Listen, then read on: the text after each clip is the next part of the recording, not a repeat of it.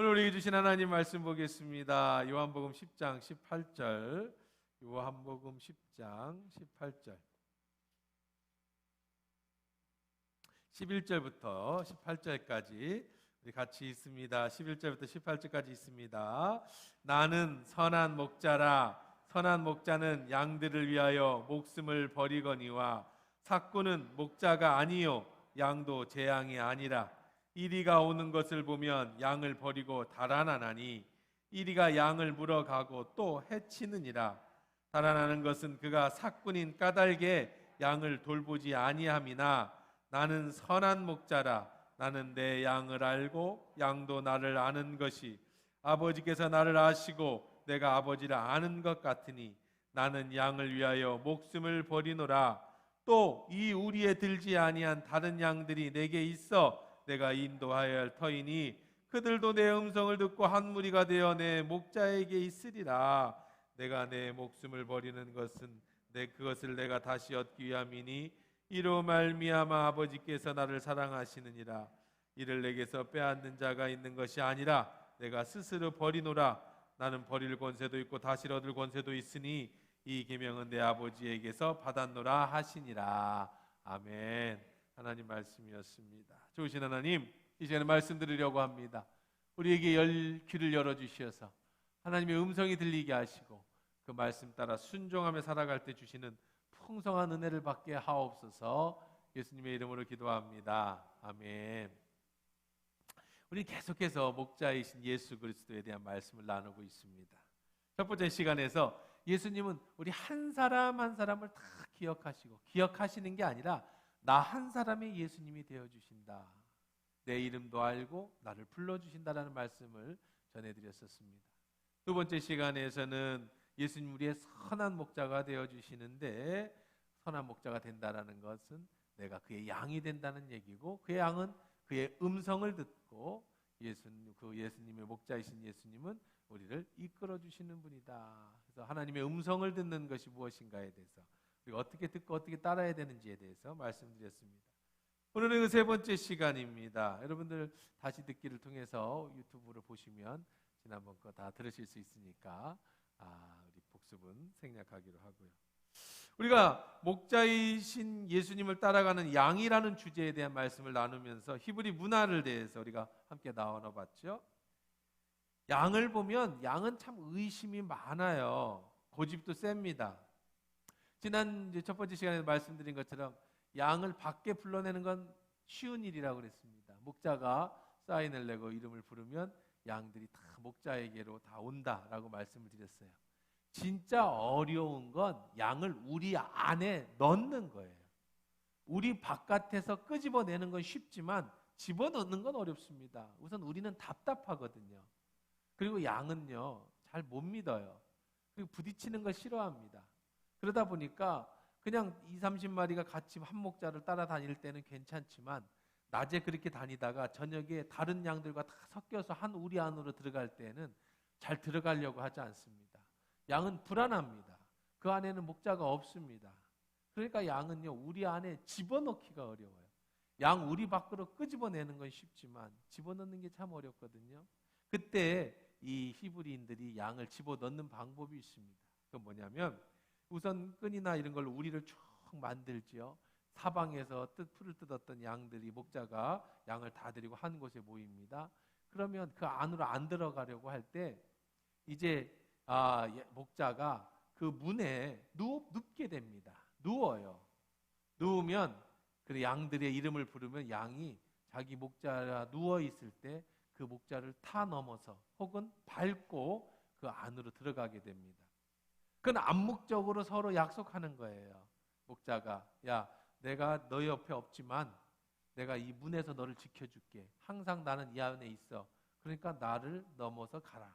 그래서 양들은 이것을 밟고 혹은 뛰어넘어서 우리로 들어가면 다음 목자가 눕고 그러면 다시 그걸 타고 양들이 결국은 다 모이게 되고 그 다음에 한 목자가 그 문 앞에서 보초를 서고 나머지는 목자들이 쉬었다가 아침이 되면 다시 각자 양을 불러서 가게 되는 그런 것이 이제 양을 치는 히브리인들의 문화입니다. 그 말씀을 생각하면서 1절, 2절 한번 7절 이렇게 읽어보겠습니다. 시작. 내가 진실로 진실로 너에게 이르노니 문을 통하여 양의 우리에 들어가지 아니하고 다른 데로 넘어가는 자는 절도며 강도요 문을 들어가는 이는 양의 목자라. 그 다음에 7절 읽어보세요. 그러므로 예수께서 다시 이르시되 내가 진실로 진실로 너에게 말하노니 나는 양의 문이라. 나보다 먼저 온 자는 다 절도요 강도니 이 양들이 그 듣지 아니하니라.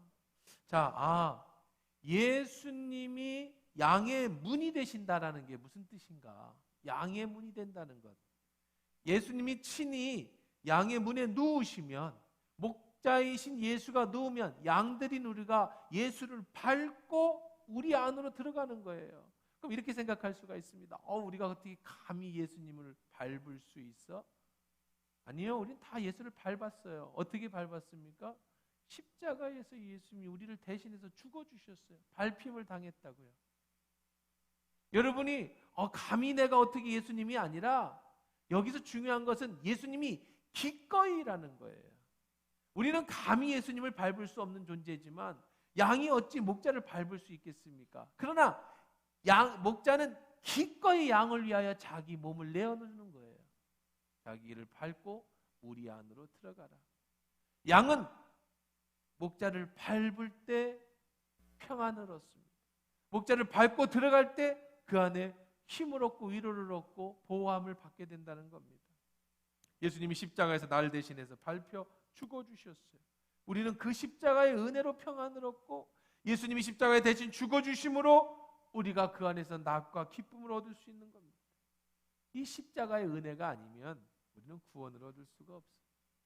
요즘 종교다원이라는 얘기를 한 번씩 다 들어보셨을 겁니다. 모악산에는 꼭대기에 이르는 길은 99개가 있듯이 다 각자의 종교를 믿으면 하나님이라는 꼭대기에 이를 수 있다. 아주 그럴싸하지 않아요? 그러니 다른 종교를 존중해줘라.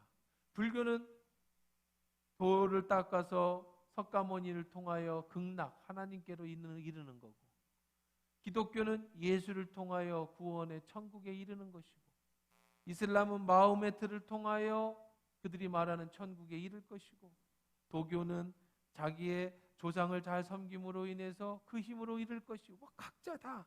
그러니 당신들은 다른 종교를 비판하지 말고 각자 자기 걸 잘 믿으면 거기 올라가면 똑같다. 이게 종교다원주의입니다.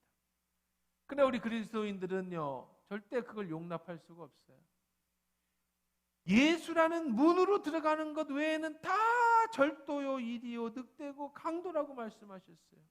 다른 건 다 타협할 수 있습니다. 종교 간의 대화, 우리 종교 간의 타협 다 이룰 수 있어요. 우리 함께 모여서 자연 생태 위에서 같이 노력하자. 얼마든지요. 여러분 가끔 보면 막 다른 종교를 혐오하시는 분들이 있는데 절대 그러시면 안 됩니다.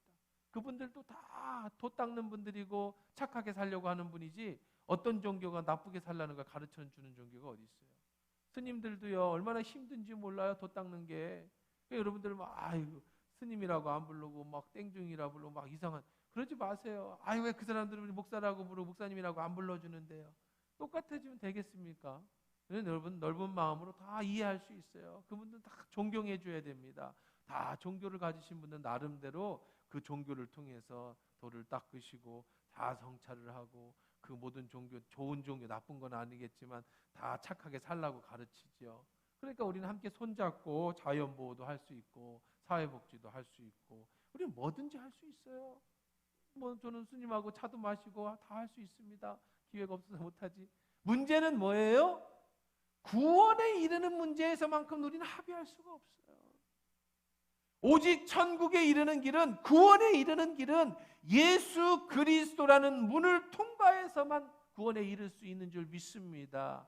그 외에는 어떤 것들은 합의할 수 있겠지만 구원은 안 돼. 스님도 예수 믿어야 천국 가는 거예요. 누구도 예수 믿어야 구원받는 거죠. 왜요? Only one way, 한 길밖에 없어요. 양의 문에 들어가는 것은, 자 보세요.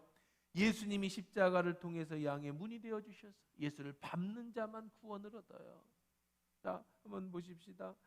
9절에 보면 내가 문이니 누구든지 나로 말미암아 들어가면 구원을 받고 들어가며 나오며 뭐를 얻는다? 꼴을. 나보다 먼저 왔다고 하는 자 다 뭐라고요? 절도요 강도예요. 2절에서도 보면 다른 데로 넘어 들어가는 자 다 뭐예요? 절도요 강도요. 문으로 들어가는 이는 양의 목자라. 오직 예수를 밟고 문으로 들어가는 자만 예수의 양인 거예요. 예수 외에는 구원이 없는 줄 믿습니다. 요즘 가끔 보면 신천지에 빠진 사람들, 또 뭐 다른 하나님의 교회니 다른 이단에 빠진 사람들, 내 식구가 그런데 빠지면 정말 안타깝고 위해서 기도해야 됩니다. 정말 그 간절한 마음으로 기도해야 돼요. 그러나 한 발자국 뒤에서 보면 양의 문인 예수를 밟지 않고 들어간 모든 것, 이만희를 밟고 들어가는 것, 안산홍이를 밟고 들어가는 것, 그것은 그의 예수의 양이 아니기 때문에 그런 거예요. 어쩔 수가 없어요. 양은 자기의 목자의 음성만 들어요. 다른 목자를 따라가지 않습니다. 하나님의 양이 안산홍이를 밟고 들어갈 수가 없어요. 하나님의 양이 이만희를 밟고 들어갈 수가 없는 거예요. 오직 예수 외에는 들어갈 수가 없어요. 그러면 어떻게 된다고 그랬어요? 들어가며 나오며 뭐를 얻는다? 꼴을 얻는다. 누구든지 나로 말미암아 들어가면 우선 무엇을 얻고? 구원을 우선 얻고 그 다음에 뭐를 얻어요? 꼴이 뭐예요? 꼴이라는 게 한국 저기잖아요. 식량, 그 양들이 먹는 사료, 그걸 꼴이라고 합니다. 예수 그리스도 안에 있을 때만 주님이 공급해 주시는 꼴을 먹는 거예요. 주님이 공급해 주시는 꼴을 먹는다. 그분의 보호하심 안에만 있게 된다는 거죠. 그 우리가 뭡니까? 천국이죠. 구원을 이루는 거죠. 그 우리가 뭡니까? 교회예요. 양의 문이 되신 예수 그리스도를 통해서 우리는 교회라고 하는 울타리 안으로 들어오는 겁니다. 오늘 세 번째 시간에 선한 목자 되신 예수님은 우리의 필요를 채워주는 목자시다. 한번 따라해 보십시다. 예수님은 나의 필요를 채워주시는 목자이시다. 나면서 눈먼 사람이 예수님의 눈을 떴습니다. 그리고 예수님을 증거했습니다. 그 결과가 뭐였어요? 그 말씀 뒤에 오늘 양의 비유가 나옵니다. 출교였어요. 유대인들에게 있어서 출교는 거의 사형선고라고 말씀드렸습니다. 그의 부모는 자기 자식이 예수를 통해서 눈을 떴음에도 불구하고 예수를 부인했습니다. 모른다고 했습니다. 왜요? 출교당할 것이 두려워서. 그런데 이 사람은 기꺼이 예수를 증거했습니다. 바리새인 앞에 당당하게 너희도 예수의 제자가 되려느냐? 그렇게 외쳤습니다. 그리고 예수님이 그를 찾아가셨습니다. 그리고 그에게 구원을 주셨어요. 그러면서 예수님께서 오늘 양의 비유를 말씀하신 거예요. 네가 세상에서는 버림을 받았지만 나를 따라와라. 내 소리를 들어라. 너는 내 울타리 안에서 내가 너를 보호해 줄 것이다. 이게 믿음이죠. 믿었으면 출교를 겁내지 마라. 미래를 걱정하지 마라. 내가 책임져 준다. 지금 시대야 우리가 기독교 안에서 교회 안에서 생활하는 것이 코로나 시대에 좀 여러 가지 좀 불편한 점은 있지만 문제가 되지는 않습니다. 그러나 예수님 시대에는, 초대교회 시대는 예수님의 울타리 안에, 양은요 우리 안에 들어가기 싫어해요. 밖이 자유롭잖아요. 목자 옆에만 있고 싶잖아요. 그러나 밤이 되면 목자가 그 양하고 같이 있을 수는 없습니다. 양은 혼자 있을 수 없는 거예요. 같이 있어야 되는 거예요. 그 양은 우리 안에 들어가기 싫어요. 교회 안에 들어가기 싫어요. 왜 들어가기 싫어? 목사님도 싫고요. 사람과의 관계도 싫고요. 가식적인 모습도 싫어요. 또 왜 싫어요? 돈 내라고 그래서 싫어요. 내 돈 뺏어가잖아요. 왜 싫어요? 자꾸 일 시키니까 싫어요. 왜 싫어요? 남 눈치 보게 되고 자꾸 남 판단하는 게 싫어요. 나는 그래서 교회가 싫어요. 나는 교회는 싫어요. 근데 예수님은 좋아요. 난 어릴 때부터 예수님의 말씀 들었어요. 난 천국은 가고 싶어요. 이 가난, 지금 같은 코로나 시대에 어쩔 수 없이 여러 가지 사정상 집에서 예배드리는 거를 어쩔 수 없지만 그렇지 않다고 한다도 안 나가는 교인들이 자꾸 늘어나는 거예요. 이건 정말 어리석은 일입니다. 우리 안에 들어오지 못하면 보호받을 수가 없어요. 밖에 푸른 초장이 널려져 있습니다. 근데 목자가 자꾸 이쪽으로 가라고 합니다. 난 저기가 더 좋아 보이는데, 내 눈에 분명히 저기가 좋은데. 그래서 무리 밖으로 떨어져 나가면 당장은 좋을 수 있어요. 그러나 보호받을 수가 없어요. 우리 안에 들어오지 않으면 보호받을 수가 없는 거예요. 교회라고 하는 울타리 안에 들어오지 않으면, 교회라는 울타리의 문 앞에 계신 예수를 통해서 공동체를 이루지 못하면 처음은 좋을 수 있어요. 편안하지요. 눈치를 안 봐도 됩니다. 내 마음껏 생활해서 살면 됩니다.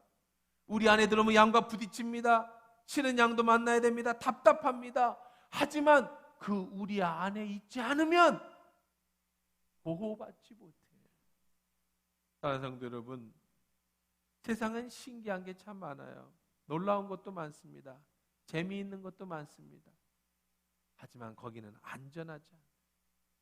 요즘 사회는요, 세상은요, 여러분을 유혹하는데 뭐라고 유혹하느냐? 세상이 온통 매스컴, 세상의 온통 사회 분위기, 이런 모든 이 포스트 모더니즘 시대의 시대 사조는 우리들에게 뭐를 가르치느냐? 한마디로 내 본능에 충실하라. CF, 드라마, 영화, 모든 문화가 지금의 시대 사조는 뭐에 초점이 맞춰져 있느냐? 네 자신이 신이다. 네가 최고다. 너는 네 본능에 충실하게 살아라. 그게 잘 사는 거다. 이렇게 맞춰져 있어요. 여러분, 남자들은요, 이성의 유혹을 받습니다. 늘 집에서 보던 아내보다 세상에서 만난 예쁜 여자에게 마음이 쏠립니다. 집에서는 인정 못 받는데 나가면 인정받으니까 그런 마음씨 착하고 순진한 여자들에게 마음이 쏠립니다. 남자만 그런가요? 여자들도 그렇죠. 우리 그리스도인들은 잘 모르지만 세상은 소돔과 고모라 때만큼 성적으로 타락되어져 있어요. 그럴 때 마음의 모든 드라마, 모든 사회 문화는 여러분 마음에 그렇게 가르쳐줍니다. 본능에 충실해. 본능에 충실. 그러니 가정이 무너지고요. 그러니까 지금까지 가지고 왔던 모든 우리의 가치관이 무너져요. 그렇게 드라마가 쓰여지고, 그렇게 영화가 쓰여지고, 그렇게 세상이 돌아가요.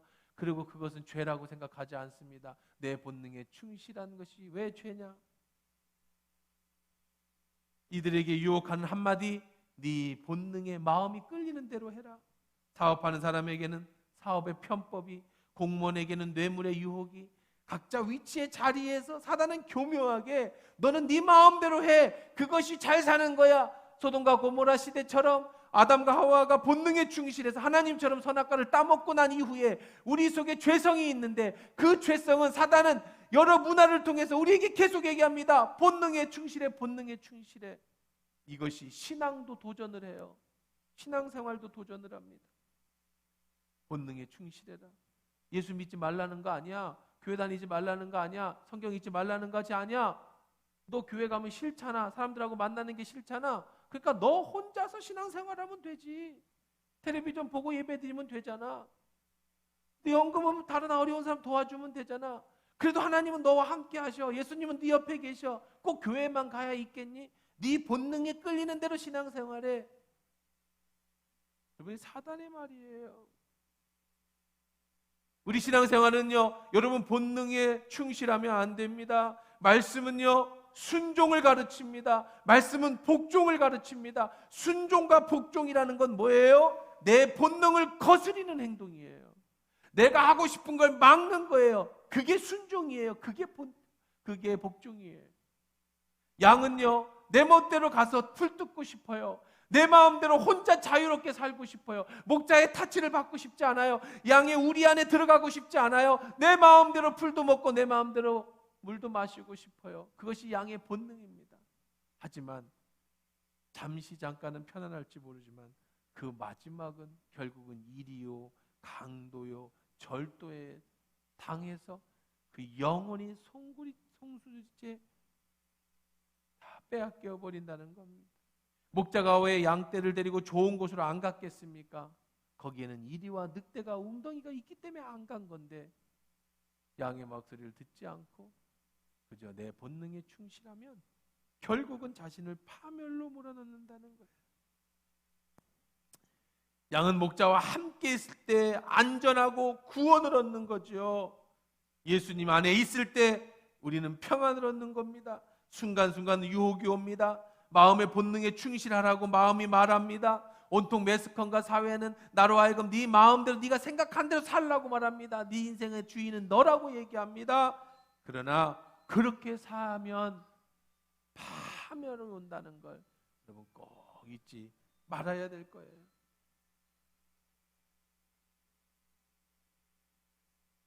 여러분 한 가지 근데 오해를 하면 안 되는 게 있어요. 그건 뭐냐면 예수님이 우리를 어떠한 짐승의 양을 보듯이 보시는 것은 아니에요. 비유를 듣자 보니 가장 우리에게 와서 맞는 비유가 양과 목자의 비유지, 예수님이 우리를 양 대하듯이 짐승 대하듯이 보지는 않는다고 말씀하고 계십니다. 예수님 우리는 어떻게 대하는지를 한번 읽어볼까요? 자, 15절입니다. 14절부터 읽어볼까요? 시작. 나는 선한 목자라. 나는 내 양을 알고 양도 나를 아는 것이 뭐 같은지 보세요. 아버지께서 나를 아시고 내가 아버지를 아는 것 같으니 나는 양을 위하여 목숨을 버리노라. 그냥 짐승 양 한 마리를 보듯이 우리를 보시는 게 아니라 예수님은 하나님이 예수님을 바라보는 눈으로 오늘 여러분을 그렇게 보고 계시고 그렇게 보호하고 계시고 그렇게 여러분을 인도해 주고 계시는 줄 믿습니다. 이건 감히 우리가 상상할 수 없는 거예요. 우리는 양이기 때문에 짐승과 같아서 그 예수님의 사랑, 나를 위해서 십자가에 죽어주시고 나를 밟혀주시고 기꺼이 자신의 몸을 내어주시고 그렇게 내 본능대로 살아가는 나를 계속해서 잡아서 우리 안에 넣어주시는, 뛰쳐나가면 집어넣고 뛰쳐나가면 집어넣는 그 예수님의 사랑을 알 길이 없어요. 왜요? 우리는 다 짐승 같아, 양 같아서. 우리는 양 같아서 제 갈 길로 갈 뿐. 그런데 목자는 그 양을 아버지 하나님이 예수님을 사랑하는 마음으로 나를 사랑하셔서 보호하시고 다시 넣어주시고 다시 인도해 주신다는 거예요. 이게 얼마나 큰 은혜인지. 헨리 나우엔이라는 학자가 있습니다. 심리학자요, 신학자예요. 노트르담 대학에서, 예일 대학에서, 하버드 대학에서 교수로 지냈고 정말 지성이 있는 사람의 지성인으로서 매년 무게 있는 책을 한 권씩 써낼 정도로 우리 신학 또 예수 믿는 기독교인들에게 있어서는 아주 유명한 학자인 헨리 나우엔이라는 분이 있어요. 96년도에 그분이 세상을 떠났지만 세상을 떠나기 전 10년간 캐나다에 있는 데이브레이크라고 하는 정신지체 장애 수용기관에서 그의 10년의 인생, 마무리 인생을 거기서 봉사하며 지냈다고 합니다. 이 유명한 학자가 석학이 끝까지 맡아서 돌보던 아담이라고 하는 25살 된 청년이 있었습니다. 이 아담이라는 청년은 육체적, 정신적 장애를 안고 있는 중증 장애인으로 말도 못하고 걷지도 못하고 옷도 혼자 입을 수 없었습니다. 정신적으로 심한 장애를 안고 있었던 터라 자기를 10년간 돌본 사람이 바로 헨리 나우엔이라고 하는 그 유명한 학자라는 사실을 알 수가 없습니다. 그 사람이 왜 자기에게 그렇게 감정을 쏟는지 전혀 알지 못합니다. 그러나 나우엔 박사는 그런 것에 전혀 개의치 않고 매일 아침에 일어나면 옷을 입혀주고 얼굴을 닦아주고 이를 닦아주고 면도를 해주고 머리를 빗겨주고, 가장 힘든 것은 식사 시간인데 막 움직이니까 손을 콕 붙들고 음식을 입에 넣어줘도 막 뿌리쳐서 이 밥 먹이는 데만 1시간, 2시간씩 걸릴 정도로 아주 중증 장애인이었습니다. 그와 함께 필립 얀시라고 하는 유명한 기독교 저술가가 또 있는데 하루는 필립 얀시가 헨리 나우엔 박사를 찾아갔습니다. 이야기를 나누는 가운데 이렇게 물었습니다. 박사님이 하실 일이 많이 있는데 책도 집필하셔야 되고 은퇴를 하셨어도 또 더 많이 강의도 하시고 하셔야 될 텐데 왜 여기에 이런 일에 얽매여 있습니까? 이런 일은 다른 사람이 얼마든지 할 수 있는 일 아닙니까? 그때 헬리나 오웬 박사가 이렇게 대답했답니다. 내가 여기 와서 이 젊은이를 돕는 것은 제가 이 젊은이에게 무엇인가 도움을 주려고 하는 것이 아닙니다. 나 자신을 위해서 하는 것입니다. 저는 오히려 이 아담을 통해서 내가 많은 유익을 얻습니다. 아니, 아무것도 할 수 없는 이 청년을 통해서 무슨 유익을 얻습니까? 이 아담이라는 청년을 통해 저는 진정 사랑한다는 것이 무엇인지, 어떻게 사랑해야 되는지를 배웁니다. 영적으로 심한 장애를 안고 있는 나 같은 사람을 하나님이 어떻게 사랑하고 계시는지 이제 조금씩 깨닫고 있습니다. 그래서 저는 이 일을 하고 있는 겁니다. 우리는 다 영적으로 심한 장애를 안고 있는 사람입니다. 아담이라고 하는 이 청년을 보십시오. 내가 매일 와서 아침 저녁으로 수고하는 내가 누군지 모릅니다. 알 수가 없습니다. 제가 아무리 정성을 쏟아줘도 고마워할 줄 모릅니다. 그가 유일하게 할 줄 아는 것이라고는 자기 기분에 안 맞으면 괴성을 지르고 발작하는 것뿐입니다. 저는 이 아담을 볼 때 하나님 앞에서 내 모습이 이런가 아닌가 별반 다름이 없다고 생각을 합니다. 예수님께서 나는 선한 목자라, 선한 목자는 양들 위하여 목숨을 버린다. 내 생명보다 더 너를 사랑한다. 그래서 내가 너를 죽었다. 그래서 지금도 나는 너를 사랑한다 말씀하시지만 나는 여전히 아담처럼 때때로 내 욕심대로 발버둥 치고 안 되면 소리치는 그런 아담과 같은 모습인데, 그럼에도 끊임없이 사랑해 주시는 그 예수님의 사랑, 저는 그걸 배우고 있습니다. 그러다는 거죠. 하나님이 왜 나를 그렇게 사랑하실까요? 장애를 가진 사람, 특별히 정신장애를 가진 사람들은 자기를 돕는 사람이 왜 자기를 돕는지 모르지요. 안 도와주면 소리칠 뿐입니다. 모든 일을 당연한 것처럼 받아들입니다. 해줘도 감사할 줄 모릅니다.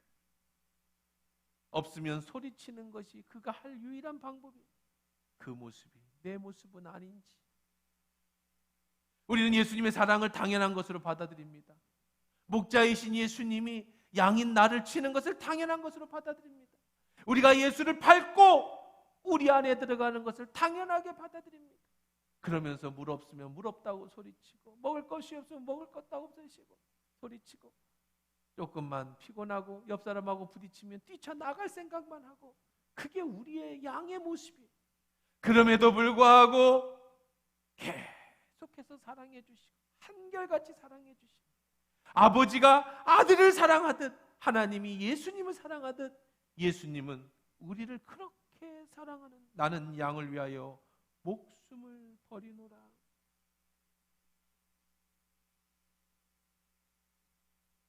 나는 선한 목자라. 내가 너를 위하여 생명을 버리노라. 나는 내 생명보다 너를 더 사랑하노라. 우리는 그런 사랑을 받고 있는 그런 양들인 것을 기억하시고, 주의 울타리 안에서 주님 오시는 날까지 평안과 낙을 누리고 그 안에 감사할 수 있는 저와 여러분 되기를 주의 이름으로 축원합니다.